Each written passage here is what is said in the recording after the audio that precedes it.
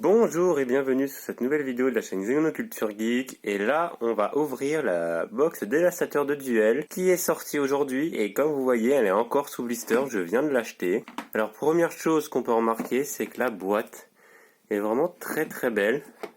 Avec toutes les end-traps, des visuels des end-traps, que je reviendrai plus tard dans la vidéo. Alors, je vais l'ouvrir et on va commencer tout de suite la présentation de la box. Ce qu'on peut remarquer, c'est que la boîte est réutilisable, car elle a un double compartiment de rangement. Ce qui peut être très pratique, car ici on peut mettre tous nos decks debout et bien rangés, ce qui peut faire très propre et très pratique à transporter. Alors, je vais commencer d'abord par la présentation des Field Center qui sont présents là. Alors, les Field Center, voilà, j'ai mis les terrains au milieu pour vous présenter. Alors, je sais pas si vous voyez bien, ici, alors on a toutes nos zones monstres standard normales. Et ici, on a la monstre de zone extra, ici et ici, que chaque joueur en utilise un. Et au milieu, généralement, les joueurs pro, plus souvent eux, ils mettent un Field Center que voilà. Alors, et dans cette box, on en a fourni 4. C'est pour moi de la décoration, hein, c'est voilà. Alors ici, on a en visuellement Ogre, donc la N-Trap qui s'appelle Ogre, que je vous présenterai après parce qu'on les aura toutes. Alors voilà, j'ai ouvert. Alors ici, on a Ogre, qu'on met au milieu. Ici, on a encore une autre N-Trap que je me souviens plus du nom en français, qu'on reviendra. Alors j'aime bien les N-Trap, ils sont très jolis, j'aime bien le design de ce qu'on appelle les N-Trap. Alors ici, pour ceux qui connaissent la première saison de l'anime, donc Yu-Gi-Oh! Avec la bataille ville et tout ça, on a Ishtar, Shuzu Ishtar, si je me trompe pas. Et le dernier, c'est bien sûr le héros de Yu-Gi-Oh! Que tout le monde connaît, Yami Yugi, avec son magicien sombre. Alors, j'aime beaucoup les Feed Center, ils sont assez jolis pour des choses qui nous sont fournies directement. Hein. Parce que d'habitude, les Feed Center sont assez chers ou très personnalisés. Moi, je sais qu'en tournoi de France, par exemple, ou en championnat d'Europe, on peut personnaliser nos Feed Center. Bon, ensuite, revenons à notre box. Vous voyez, là, ici, on a un bon gros tas de cartes. Alors, ce qui était fourni dans la boîte, c'est qu'on a du coup tous les hand traps, dont la nouveauté exclusive de cette boîte, plus, plus 30 cartes qu'on peut mettre en side deck, plus 20 cartes d'extra deck. Et toutes bien sûr en ultra rare, comme vous voyez, par exemple la première. Donc je vais commencer à ouvrir le blister et puis on va commencer la présentation des cartes. Nous y revoilà. Alors, pour commencer, je vous avais dit qu'on allait avoir ce qui était exclusif à la boîte des destructeurs de duel, c'est qu'on avait toutes les end traps. Alors, en voici une. C'est Ogre, Fantôme et Lapin des Neiges. Alors j'aime beaucoup celle-là. Alors, pour ce qui concerne les end traps, c'est par exemple là, vous voyez l'effet, c'est lorsqu'un monstre sur le terrain active son effet ou lorsqu'une magie piège qui est déjà face recto sur le terrain active son effet. Alors, attendez, je tremble beaucoup. Vous pouvez envoyer cette carte depuis votre main au terrain, au cimetière, détruisez la carte sur le terrain. Donc en gros, les end traps, ça permet... Hop, voilà. Alors, ce qui est exclusif aux end traps, c'est que ça permet de retourner une situation très rapidement. Alors elle annule les effets de monstre et détruit le monstre. Mais d'autres empêchent de piocher, comme on viendra par la suite et tout ça. Et ce qui est exclusif, c'est que la end trap se reconnaît beaucoup avec le design très japonisant. Donc là, c'est un samouraï ou très basé sur les yokai, par exemple, si vous connaissez un peu la mythologie japonaise. Très forte, et puis c'est un synthoniseur, et en plus, elle a 1800 de défense, donc elle peut être utilisée assez facilement. Ogre, généralement, elle est utilisée dans beaucoup de decks, beaucoup moins que Ash Blossom, qu'on viendra par la suite, mais qui est très forte. Ensuite, la deuxième end trap, qui est aussi le Feed Center, c'est Faucheur Fantôme et Cerise Blanche. Alors elle qui est un zombie, alors elle, ce qu'elle fait, c'est si votre adversaire contrôle plus de monstres que vous pouvez défausser cette carte, révéler une carte dans votre extra deck, puis regarder l'extra deck de votre adversaire, et aussi bannissez toutes les cartes de son extra deck du même nom que la carte révélée. Ce qui est très fort, genre pour les decks miroirs, ou pour les matchs miroirs, parce que dans les decks populaires, genre par exemple, là ce qui en ce moment c'est Rocket, Marine Princess, Salamandre Grande. Les decks populaires sont joués beaucoup à plus de 50%, donc on peut faire beaucoup de matchs miroirs. Donc celle-là, c'est un end trap qui se met en side, qui se joue généralement pas dans le première manche, parce qu'on sait pas ce qu'il joue l'adversaire, et ça peut retourner une situation dans les matchs miroirs.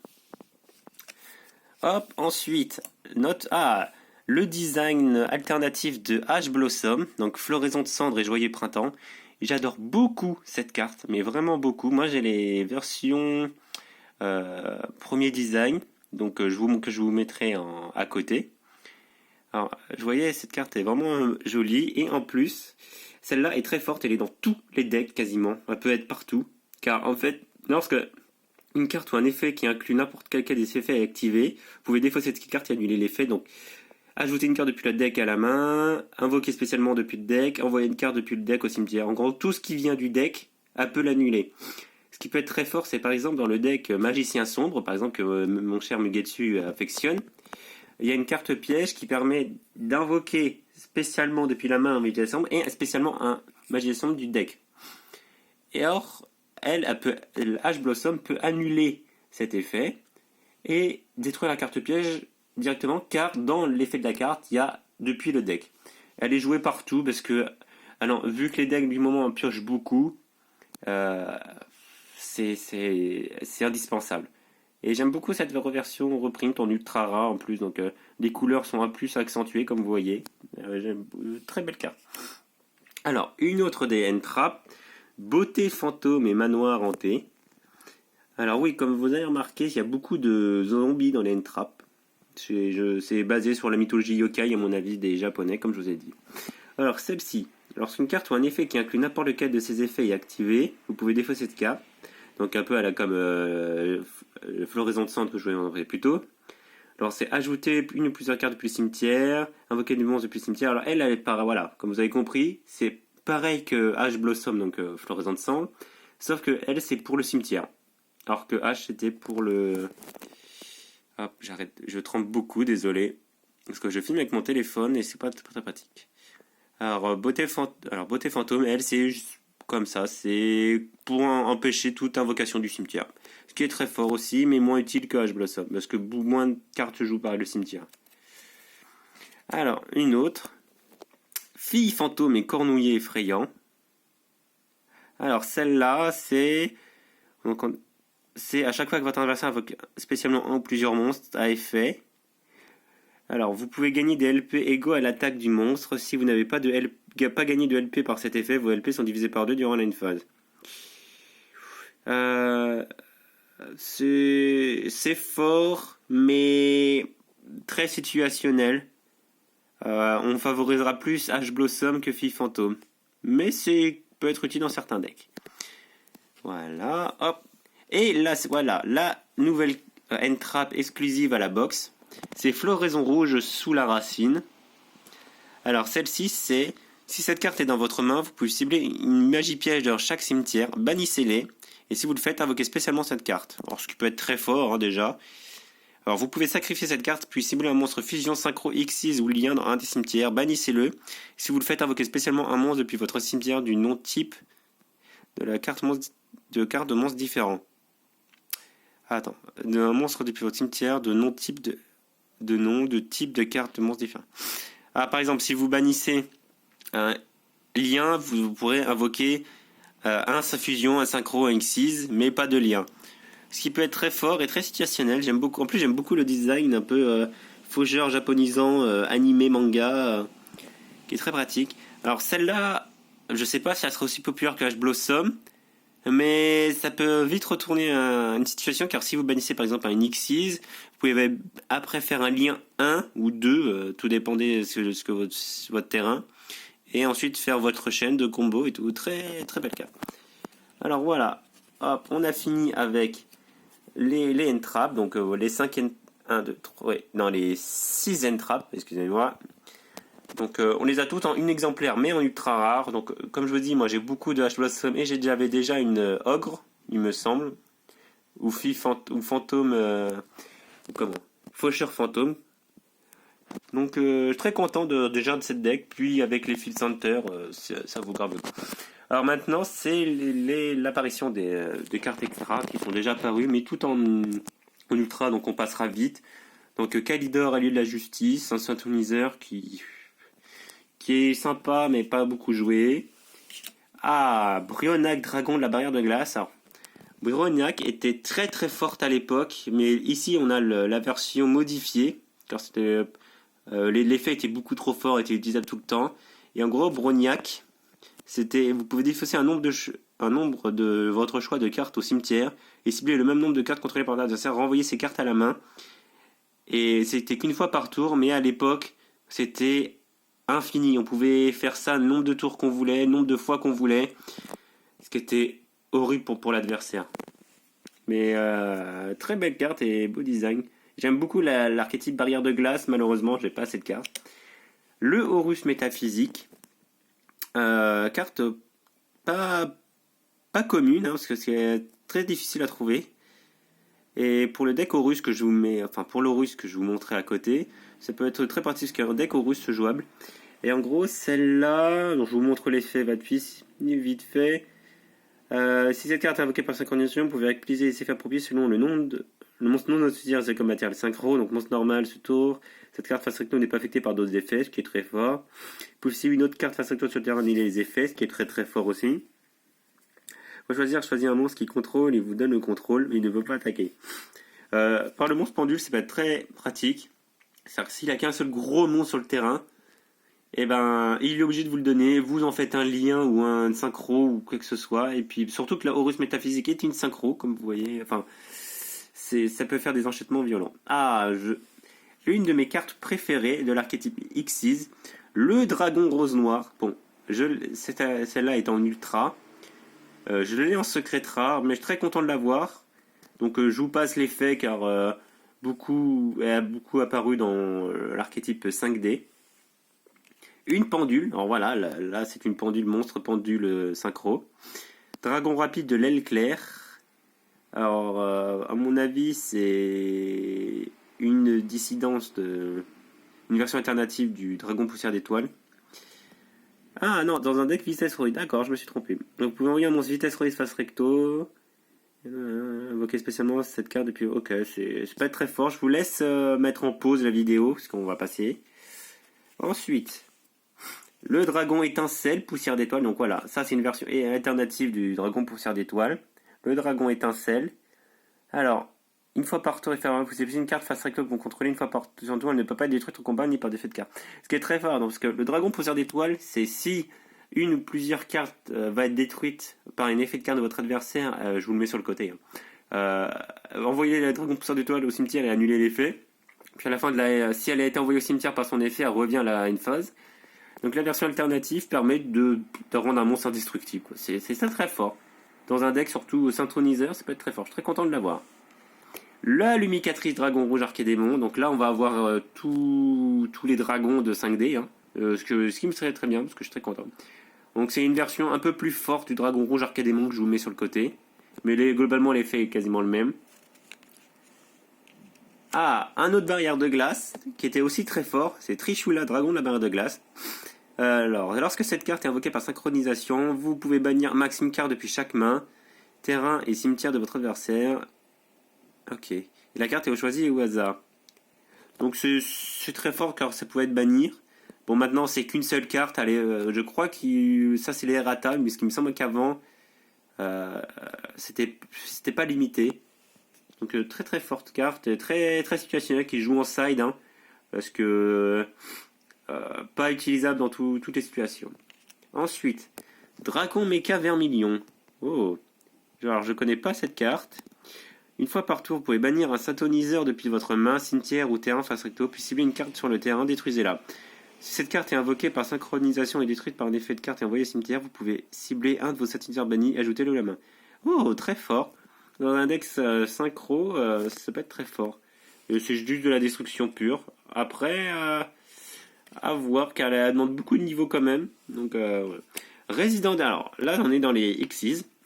Résidence des Abysses est très fort, car elle empêche tout votre joueur adverse. Alors, elle empêche votre joueur adverse de d'utiliser son cimetière, si je ne me trompe pas. Alors, tant que cette carte a un matériel haut, alors gagne 500 points d'attaque. Une fois par tour, vous pouvez déchirer un matériel de ce carte. Et ce tour, votre adversaire ne peut pas activer l'effet des cartes de son cimetière. Ce qui est très embêtant, car par exemple, rien qu'un deck zombie ou un truc du genre qui joue avec son cimetière, ça l'annule et ça le tue complètement. Ensuite, numéro 101 en heure silencieux Arche. Carte très fort car elle pouvait piquer la carte de l'adversaire. Donc c'était horrible. Donc un gros monstre, vous pouvez vous le péter. Cassel, le mousquetaire chasse-ciel, c'est une carte qui joue en side car elle permet de prendre l'avantage genre sur le dernier match par exemple. Je vous laisse l'effet, mais je vous laisse mettre en pause si vous êtes intéressé par l'effet. Dragon de la tornade, dragon très situationnel car on détache un matériel de cette carte et cible une magie piège sur le terrain, on la détruit. Carte très situationnelle, mais toujours sympa de l'avoir. Ah, voilà, là on arrive au lien, donc preneur Underlock, Lanfornitius, un lien cyber 2, mais qui n'a pas d'effet, donc pas jouable. Sombre Gaïa, sympa, mais pas d'effet pareil, donc pas jouable. Le décodeur bavard, la monstre phare de la série Lien, qui est en cours, ou qui est encore en cours, qui est très fort car elle prend 500 points d'attaque pour chaque monstre qui est pointé, donc y compris un monstre de l'adversaire. Hein. Donc ce qui est très fort. Et si on peut sacrifier un monstre qui est pointé par cette carte, et on annule l'activation, et si vous le faites, on détruit la carte. C'est très fort.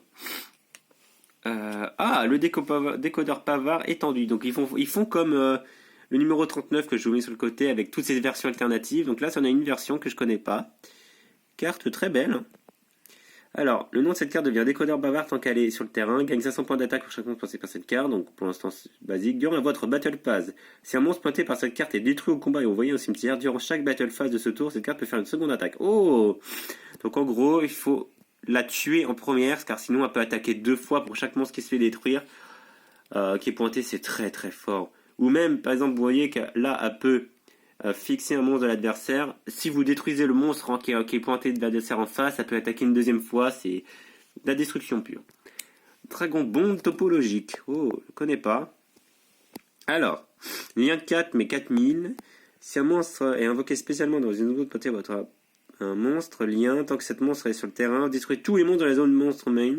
Et aussi, vos monstres ne peuvent pas attaquer le reste de ce tour. Après le calcul des dommages, si cette carte a attaqué un monstre de l'adversaire, inflige des dommages à l'adversaire égale à l'attaque de très très forte. C'est vraiment, tu la mets, tu prends l'avantage, et tu roules sur l'adversaire. C'est pas mal pratique pour faire des OTK par exemple. Donc très intéressant. Alors c'est Joria, terreur de crâne, bon. Une carte qui est sympa mais qui n'est pas beaucoup jouée. Voilà, donc c'était les 20 cartes qui étaient présentes pour l'extra deck. Maintenant, on passe pour ce qui considère Konami pour le side deck. Donc le corbeau DD. Vous pouvez défausser des cartes au cimetière pour diffuser une carte dans le cimetière de votre adversaire, bannissez-la-ci, voilà. Bon, pour un deck bâtissement, c'est pas sympa, mais il y a mieux. Ah, alors ça, c'était la toute première N-Trap. Elle peut être considérée comme N-Trap. Illusionniste d'effet. C'est elle. C'est en magie rapide. Elle peut, si votre adversaire active un effet de monstre, ou même s'il invoque un monstre, on peut envoyer cette carte depuis votre main au cimetière, et jusqu'à la fin de ce tour, on annule l'effet du monstre. Qui est très fort. C'est la considérée comme la première N-Trap. Porte-bloqueur qui est apparu dans la série 5D. Bon, voilà, elle annule les effets de monstre sur le terrain de votre adversaire. Denko Senka. Non invocable spécialement, tant que vous ne contrôlez aucune magie piège posée, aucun joueur ne peut poser une piège magie. Ok, c'est une carte très situationnelle posée sur le contrôle. Ça vous permet de reprendre l'avantage un peu. Border Inspecteur, pareil, une carte de 5D. Voilà, je vous laisse mettre en pause pour l'effet. Annihilateur de magie, voilà, peut tuer la magie. Oh, lancer un artefact, j'aime beaucoup leurs artefacts, je crois que je l'ai déjà. Bon, qui joue sur la deck artefact, pratique. Démon de la vanité, une des cartes première génération qui est arrivée dans la série Yugi standard. Non invocation, aucun joueur ne peut invoquer spécialement de monstre, qui est très très fort. Dur à invoquer parce qu'il faut quand même un sacrifice, mais bon, il y a mieux à faire. Mais par exemple, si vous jouez en premier, que vous arrivez à avoir mettre le démon de la vanité, et que vos adversaires jouent par exemple un assaut de l'air ou un salamandre grande, qui invoque beaucoup spécialement, il peut rien faire et vous gagnez quasiment la partie si vous arrivez à prendre l'avantage comme ça. Démon de la majesté. Version alternative du démon de la vanité qui est passé juste avant. Alors lui, c'est aucun joueur ne peut activer d'effet de monstre. C'est pareil, c'est fort, mais moins fort que le démon de la vanité qui est à côté. Mais sympa comme version alternative, que je connaissais pas. Un dino lutteur, donc j'aime pas trop, c'est un des nouveaux archétypes qui est arrivé. Et un kaiju. Alors les kaiju, je crois que celui-là en plus c'est l'un des meilleurs. C'est en gros, vous sacrifiez un monstre à l'adversaire, vous lui donnez, mais alors, vous pouvez risquer spécialement cette carte depuis votre main sur le terrain de votre adversaire en position d'attaque en sacrifiant un monstre qu'il contrôle. Si votre adversaire contrôle un monstre kaiju, vous pouvez invoquer spécialement cette carte en position d'attaque. Vous ne pouvez contrôler qu'un monstre kaiju. Lorsqu'un adversaire active un effet de carte ou un effet, vous pouvez retirer 2 compteurs kaiju sur le terrain, annuler l'activation et si vous voulez bannir la carte. En gros, les kaiju, ça permet de prendre l'avantage, par exemple, dans un deck assaut de l'air, qui joue beaucoup avec un seul monstre extra. S'il invoque un monstre lien, vous sacrifiez son monstre, vous mettez le kaiju, il peut plus activer d'effet de ma carte magie parce que elle s'invoque sur le monstre la zone main qui est là. Et les assauts de l'air, il se joue beaucoup sans monstre main dans la zone. Ensuite, les magies contrôleurs mentales. Bon, vous prenez le monstre adversaire. Canon ondulatoire, c'est pour chaque tour que chaque stand by phase qui passe. Non, chaque main phase qui passe. Vous ajoutez. Non, voilà. Sans chaque stand by phase qui passe, vous mettez un compteur. Et durant votre main phase, plus elle a de compteur.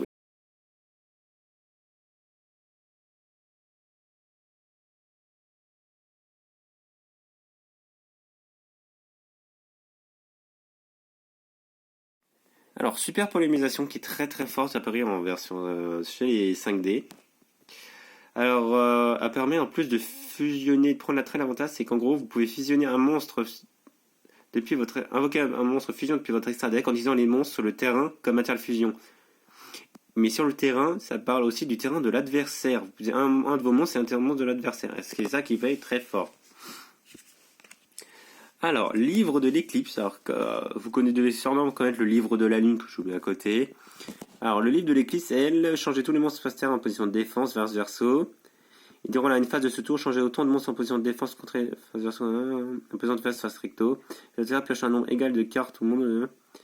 Alors, qui peut être très pratique au deck meule ou au deck. Ou si par exemple il a un effet très chiant, vous lui annulez l'effet parce que vous le remettez face verso. Et ça peut être. Et durant la phase, il revient, mais vu que s'il avait un effet à l'invocation, c'est fini, il est annulé. Donc ça peut prendre l'avantage. Mais vu que ça fait piocher, je préférerais honnêtement le livre de la lune qui est bien plus fort honnêtement. Alors cimetière silencieux, défausser une carte, les effets du cimetière sont annulés. Bon voilà, un peu comme l'Electra. Cyclone cosmique on paye 1000 livres points et on détruit une magie piège sur le terrain et on bannit la carte. Bon, c'est cher payé pour détruire une seule carte. Appelé par la tombe, carte très forte.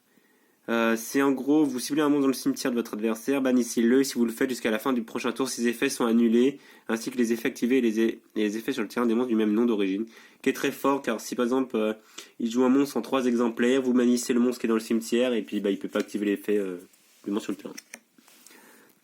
Alors, les pièges maintenant. Alors, ce tour, zone de dimension parallèle. Je vous laisse mettre en pause si une carte vous intéresse. L'effet Typhon. Oh, je connais pas cette carte. Design très apocalyptique. Si vous voulez une magie piège sur le terrain face recto, détruisez-le. Et si votre adversaire contrôle minimum 2 magies pièges et que vous n'en contrôlez aucune, activez cette carte depuis votre main. Oh, très forte. Vraiment très très forte. Apocryphe interdite. Alors, cette carte déclare un type de monstre. Fusion synchro Xyz. Si minimum 2 monstres sur le terrain déclarés. 2 monstres du type déclaré sont sur le terrain, faites envoyer chaque joueur. Ok, c'est de la contrôle, ce qui peut être sympa et sympathique. Barrière dimensionnelle. D'accord, c'est pareil, pareil que Apocryphe. Vent perdu, cibler un monstre face recto invoqué spécialement sur le terrain. Annuler ses effets et aussi son attaque d'origine divisée par 2. C'est un monstre invoqué spécialement depuis l'extra deck de votre adversaire tant qu'il y a cette carte est dans votre cimetière. Vous pouvez poser cette carte, mais bannissez-la ce carte qui tarde. C'est très très fort de vent perdu. Car s'il invoque un gros ton en face, vous lui baissez son attaque par 2, en plus vous annulez son effet. Et s'il recommence, et hop, vous recommencez avec cette carte.